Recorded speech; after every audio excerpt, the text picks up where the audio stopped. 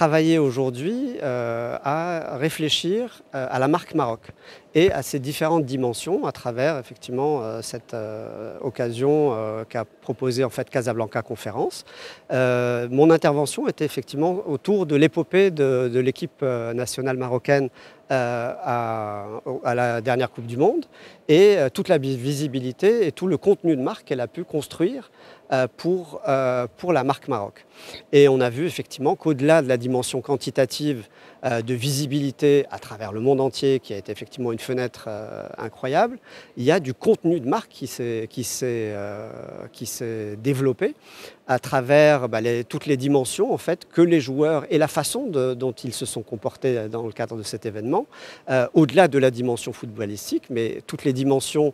identitaires et qui se sont exprimées à cette occasion-là, ont fait découvrir ou redécouvrir le Maroc sous un autre regard. Et l'idée, c'était effectivement d'essayer de comprendre les acquis de l'image du Maroc à travers cet événement et d'essayer d'identifier aussi des leviers qui ont permis d'arriver à ce résultat-là sur le plan sportif, mais au-delà de ça, sur le plan effectivement de cette visibilité et cette notoriété et ce contenu de marque qui a été construit, et se dire voilà, comment on pourrait dupliquer ça, à la fois pour aller encore plus dans la construction de cette image du Maroc dans le cadre footballistique, mais c'est de dupliquer ça, de le transposer sur d'autres sujets, sur d'autres thèmes sur lesquels aussi le Maroc travaille. Alors que ce soit la dimension culturelle, que ce soit la dimension sécuritaire, que ce soit la dimension diplomatique, que ce soit la dimension culinaire, enfin toutes ces facettes-là contribuent à la construction de l'image du Maroc. Et aujourd'hui, la dimension footballistique a été effectivement une occasion, en tout cas, d'avoir une audience mondiale et de pouvoir faire découvrir le Maroc à cette occasion.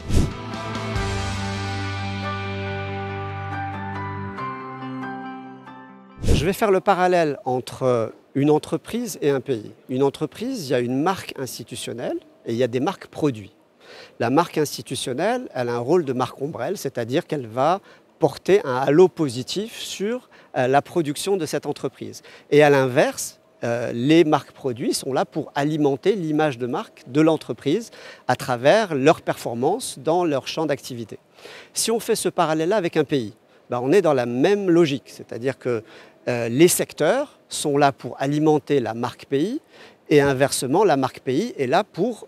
amener un halo positif sur ces marques sectorielles. Et donc c'est ça qu'on essaye de faire aujourd'hui, c'est de se dire que le football aujourd'hui a amené sa contribution très forte à travers la performance qu'il y a eu et toute la visibilité qu'elle a générée. On peut tout à fait dupliquer, justement, c'était l'objet de cette réflexion, de se dire, d'identifier les leviers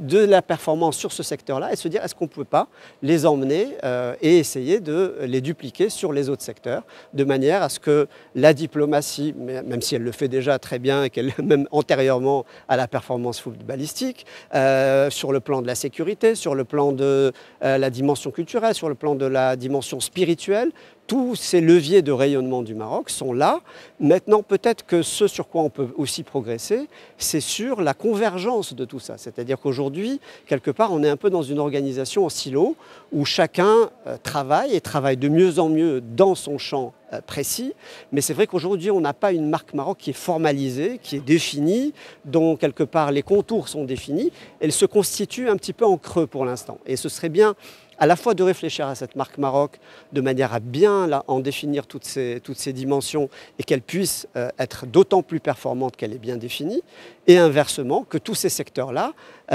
soient dans la meilleure synergie possible pour maximiser le bénéfice pour la marque Maroc.